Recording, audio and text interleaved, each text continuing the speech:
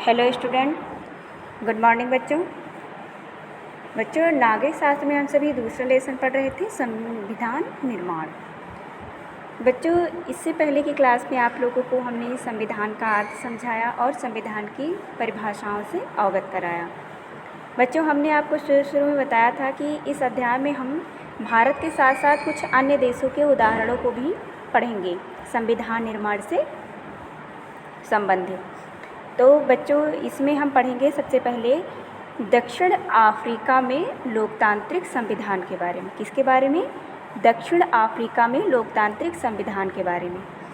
बच्चों दक्षिण अफ्रीका में रंग भेद की नीति अपनाई जाती थी। रंग भेद यानी श्वेत और अश्वेत में अंतर किया जाता था, भेदभाव किया जाता। श्वेत मतलब गोरे लोग और अश्वेत मतलब काले लोग।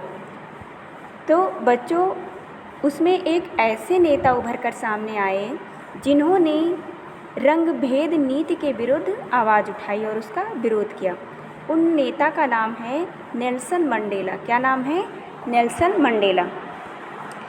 बच्चों नेल्सन मंडेला ने गोरों के प्रभुत्व के विरुद्ध संघर्ष किया और इन पर दक्षिण अफ्रीका की गोरों की सरकार ने देशद्रोह का मुकदमा चलाया था। क्या चलाया था?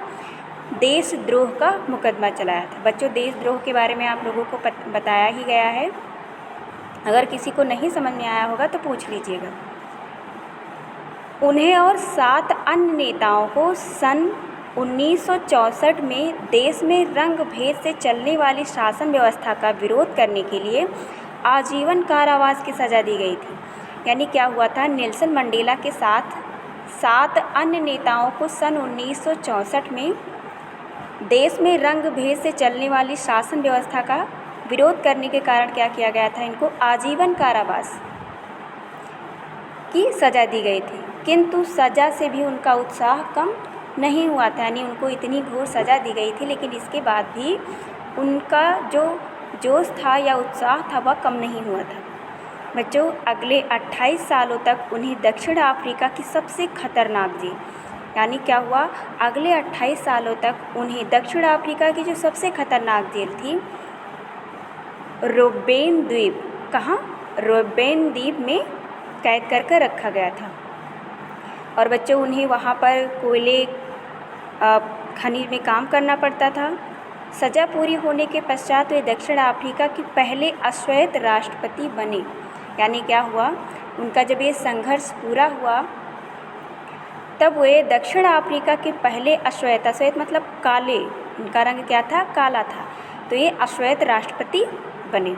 और बच्चों राष्ट्रपति बनने से पहले वे दक्षिण अफ्रीका में सदियों से चले आ रहे रंग भेद का विरोध करने वाले अफ्रीकी नेशनल कांग्रेस और इसके शस्त्र गुट उमाखोंटो बी सिजित के अध्यक्ष रहे।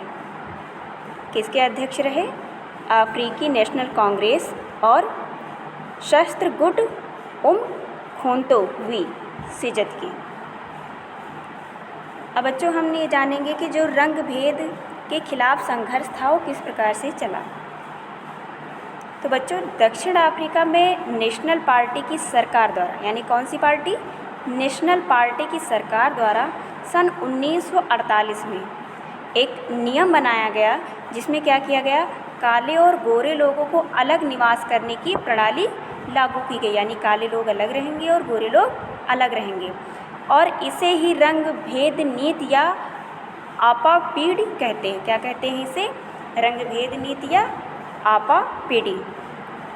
बच्चों अफ्रीका की भाषा में आपापीडी का शाब्दिक अर्थ है अलगाव व पृथकता। क्या कहते हैं? अलगाव या पृथकता। बच्चों समझ में आया आप लोगों को? अब है नस्लीय भेदभाव पर आधारित रंग भेद की व्यवस्था विशेष रूप से दक्षिण अफ्रीका में चलाई गई। कहाँ चलाई गई? दक्षिण अफ्रीका में चलाई गई। बच्चों दक्षिण अफ्रीका पर यह व्यवस्था यूरोप के गोरे लोगों के द्वारा शुरू की गई थी। किसके द्वारा शुरू की गई थे? यूरोप के गोरे लोगों द्वारा। बच्चों 17वीं और 18वीं सदी में व्यापार करने आई यूरोप की कंपनियों ने दक्षिण अफ्रीका को भी उसी प्रकार गुलाम बनाया जिस प्रकार हथियारों और बल प्रयोग से भारत को बनाया था। ठीक है बच्चों, यानी जो यूरोपीय कंपनियां थी उन्होंने दक्षिण अफ्रीका को भी उसी तरीके से अपना गुलाम बनाया या उपनिवेश बनाया जिस तरीके से उन्होंने अपने भारत देश को बनाया था। पर बच्चों, भारत से उलट बहुत बड़ी संख्या में गोरे लोग दक्षिण अफ्रीका में ही बस गए और उन्होंने स्थानीय शासन की कमान अपने हाथों में ले ली। यानी भारत में ऐसा नहीं हुआ, लेकिन दक्षिण अफ्रीका में बहुत सारे गोरे लोग ही वहाँ आकर बस गए और उन्होंने क्या किया, शासन की कमान अपने हाथों में ले ली। और बच्चों, रंग भेद की नीति ने लोगों को उनकी चमड़ी के रंग यानी उनके त्वचा के रंग के आधार पर बांट दिया। बच्चों, दक्षिण अफ्रीका के स्थानीय लोगों की चमड़ी का रंग काला होता है। क्या होता है? काला रंग होता है वहाँ के जलवायु के अनुसार। और बच्चों, आबादी में उनका भाग 3/4 और उन्हें अश्वेत कहा जाता है। यानी आबादी में उनका भाग 3/4 है और उन्हें अश्वेत कहा जाता था। अर्थव्यवस्था उन्हीं के श्रम पर आधारित, यानी जो अर्थव्यवस्था थी वो केवल अश्वेत लोगों के श्रम पर ही आधारित थी। श्वेत और अश्वेतों के अतिरिक्त वहाँ मिश्रित नस्लों, जिन्हें रंगीन चमड़ी वाला कहा जाता था, यानी ना वो बहुत गोरे थे और ना ही बहुत काले थे, और वे भारत से गए लोग भी थे। गोरे शासक गोरों के अतिरिक्त से सबको छोटा और नीचा मानते थे। बच्चों, ये हमको भारतीय इतिहास में भी देखने को मिलता है।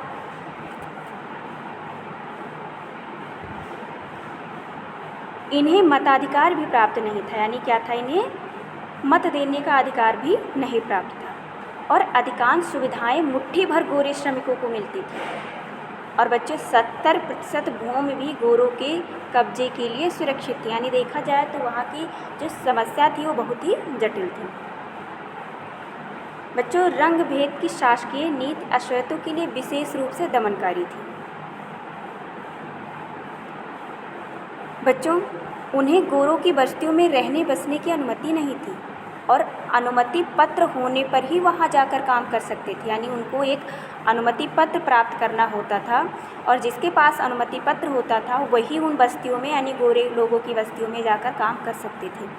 रेलगाड़ी, बस, टैक्सी, होटल, अस्पताल, स्कूल और कॉलेज, पुस्तकालय, सिनेमाघर, नाट्यगृह, समुद्र तट, तरणताल और सार्वजनिक शौचालयों तक में गोरों और कालों के लिए पूरी तरीके से भिन्न भिन्न व्यवस्थाएं थीं। और बच्चों, इन्हें अलग अलग व्यवस्था कहा जाता था, यानी पृथक्करण कहा जाता था। बच्चों, सन 1950 से ही अश्वेत, रंगीन चमड़ी वाले और भारतीय मूल के लोगों ने रंग भेद प्रणाली के विरुद्ध संघर्ष किया। उन्होंने विरोध प्रदर्शन किए, हड़तालें आयोजित की और भेदभाव वाली शासन प्रणाली का विरोध करने वाले संगठन अफ्रीकी नेशनल कांग्रेस के झंडे के नीचे वो क्या हुए, एकजुट हो गए।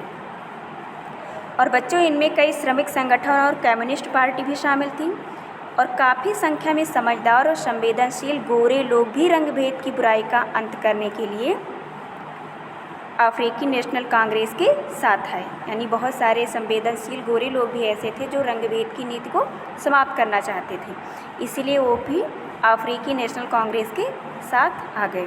बच्चों, बहुत सारे देशों ने भी रंग भेद की आलोचना की, लेकिन बच्चों जो गोरी सरकार थी उसने हजारों की संख्या में अश्वेत और रंगीन चमड़ी वाले लोगों की हत्या की और दमन करते हुए अपना शासन बनाए रखा। ठीक है बच्चों, अब हम आगे की क्लास में पढ़ेंगे कि किस तरीके से दक्षिण अफ्रीका में नया संविधान बनता है।